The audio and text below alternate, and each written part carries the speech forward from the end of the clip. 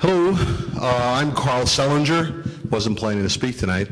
Civil engineering graduate from 67. I'm a past president of the Cooper Union Alumni Association, and I'm right now chairman of the nominating committee for the Alumni Association. And each of you sitting here will be an alumnus real soon, sometime soon, and join a family of about 11,000 active or living alumni, which sounds like a big number, but it's not a big number when you compare it to lots of other things like other institutions and so forth. But it's an extended family. And the only reason I came down is when 2 speakers ago, somebody said for the 13th time today, and this has been an exhilarating listening to all of you, that, well, where are the alumni? Where are the alumni? And let me just tell you where the alumni are without going too far into the situation. There are 11,000 alumni, and every one of them got a communication yesterday, soon after President Barucha sent out his communication to all alumni from Peter Caffiero, who's the president of the association, and saying what was going on, which was a real surprise, of course, with many links to the New York Times and Wall Street Journal articles, to various documents that the alumni need to be aware of and ways to get involved and all of that. There are actively 50 to 60 alumni in a Cooper Union Alumni Council of all ages, of all disciplines, of all genders. There is an executive committee that has been frantically engaged with President Barucha at his request from practically the day he walked into the building and started sharing this with us. We are energized, we're engaged. You will hear more about us. The alumni are starting to get the word. There are also on the Board of Trustees, about half of the board are alumni. About half are alumni. This is a change over the past generation, where when I was here, very few, if any, were alumni. Now there's more than half, including the chairman of the board, Mark Epstein, who's an art graduate, as some of you may know. In addition, the Alumni Association has 4 alumni trustees, which are voting active members of the Board of Trustees, and the president of the association serves on the board and goes to meetings. So there is a great alumni presence in all of this. We are, in some ways, as surprised as all of us are of the turn of events, somewhat affected or caused by the very difficult economic environment we are in right now, which is affecting every institution, every baseball team I know of, every large and small in many ways, and certainly, you know, educational institutions. So there's a really tough context here. So I'll just close by saying that there will be plenty of opportunities, including within the next week or two, that you'll hear also about meetings that we're having, that the alumni are engaged. This has been a positive opportunity to really engage a lot of alumni who are just doing their own thing, getting mailings several times a year to contribute to the school and the annual fund, but now suddenly are going to be more aware. And so we are looking to work with your students, whether it's individually or through your leaders, and certainly through the president and the board, to really also get the information we need and to see what the issues are and going forward. So let me just leave it at that, and thank you for the opportunity to speak, and this has been great.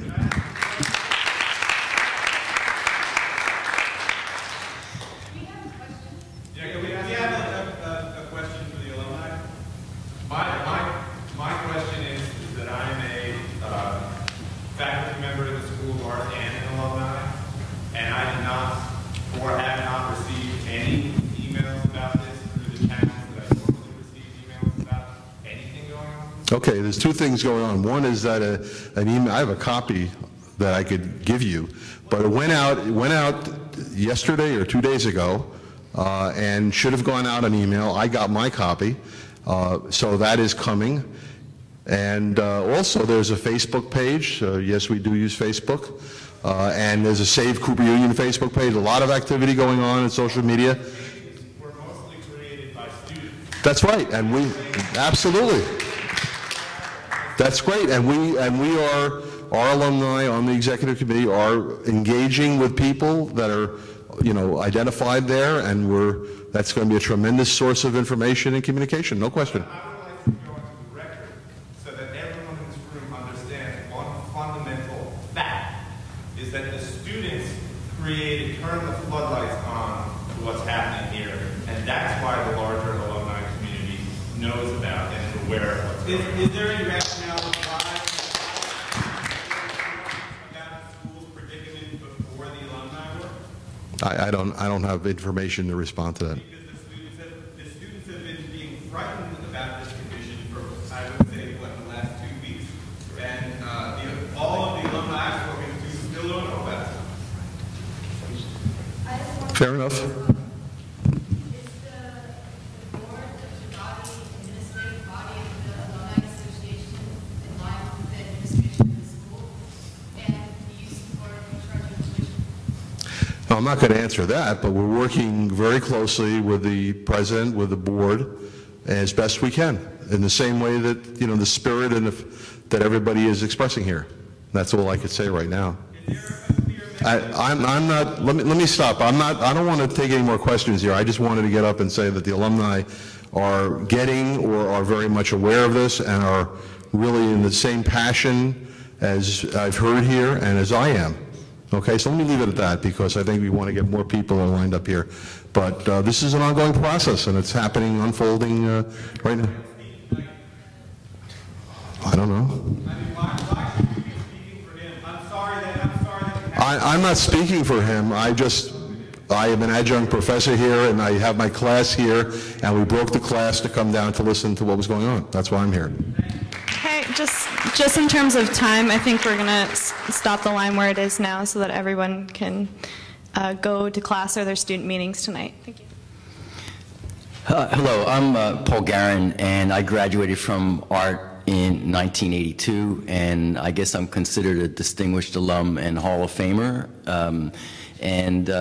I heard about this on the news, and so however it got there, if it's your responsibility and you guys got the attention, thank you, because that's why I'm here. And I still live in the neighborhood, so, I saw some folks out front. I was on my way to a meeting, and then I got here afterwards. So anyway, really good job getting attention on this, because Cooper Union changed my life, as I'm sure it's changing yours, and it really made a huge difference in my career path. Bridging the gap between the two schools, when I was an art student, I was constantly going into the engineering school to build circuits, and also the video department was there at the time, so you actually had to go into the engineering school to do video art. My legacy to Cooper, in one way, is it got moved to the art school a year after I graduated. So by 1983, there was a video art department under the film department in Cooper. Actually, I was looking ahead years ago, what was the future of the free tuition at Cooper, and one of the opportunities I actually presented to Robert Hawks in the business office in 2002 or 2003 was that the .us top-level domain was up for bid at that time, and I proposed that I help Cooper Union acquire that. Had that happened, they didn't do it. Had that happened at the time, it would be, at this point, generating around $50 million annual revenue, and that would have gone into the school. Another project I started that's finally coming to fruition was in the mid-90s, when most people were complaining that a .com registration was suddenly $100 instead of free.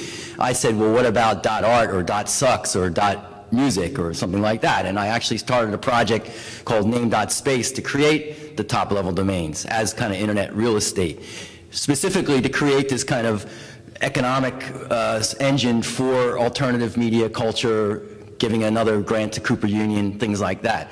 Well, after an antitrust case that ended up in immunity because the Spook Industrial Complex owned the company that I sued, and after a highly biased application process in 2000 where we tried to launch 118 various top-level domains, we were kind of put at abeyance until now.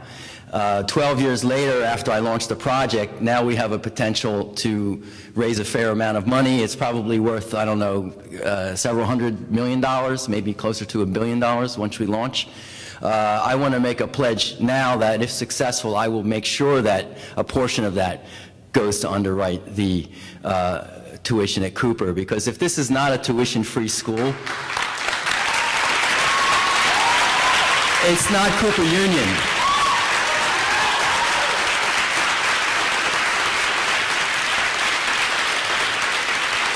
Even if I have to take it out of my own pocket, I'll do it because of what it means to me. This is a leader. So what I want to ask all of you is, because we still do need some public pressure to get behind us, you know. The reason people are occupying Wall Street is specifically because of this insider favoritism within the corporate industries, et cetera, and that's what's especially kept this project from launching for all kinds of artificial and anti-competitive reasons, you know, the corporate government collusion, et cetera. We can talk more about that later. I don't want to take time because there's a lot of people here. But I just want to say that really you did a good job getting it out on the news, that there are a lot of other ways that we can collectively think how to leverage our creative capital to give back to the school and maintain it. And there's a lot of ways that really haven't been thought of yet. You know, I'm sure that some people are getting patents out of the engineering school. Some artists are creating content that can be monetized in one way or another, and that there are a lot of creative ways to use this larger network effect of economy that comes out of the digital media realm that at least I can lend my expertise to for anybody who's willing to get involved. And that's the most I can do at this point personally, but it's really going to take a collective effort of thinking some more creative ideas. So what I would say is, you know, as an alum, I did get the emails. I don't think I'm more privileged than anybody else. Maybe a lot of other alum, I'm not apologizing or speaking for them, but maybe they're not living in the city, things like that. I know a lot of my former classmates don't live in Manhattan anymore for whatever reason. I happen to still live a few blocks away, and I've always stayed close for various reasons. So I'm here, and anyone wants to be in touch and kind of think of ways we can leverage our creative resources to keep the school, Cooper Union, tuition free, be in touch. Thanks.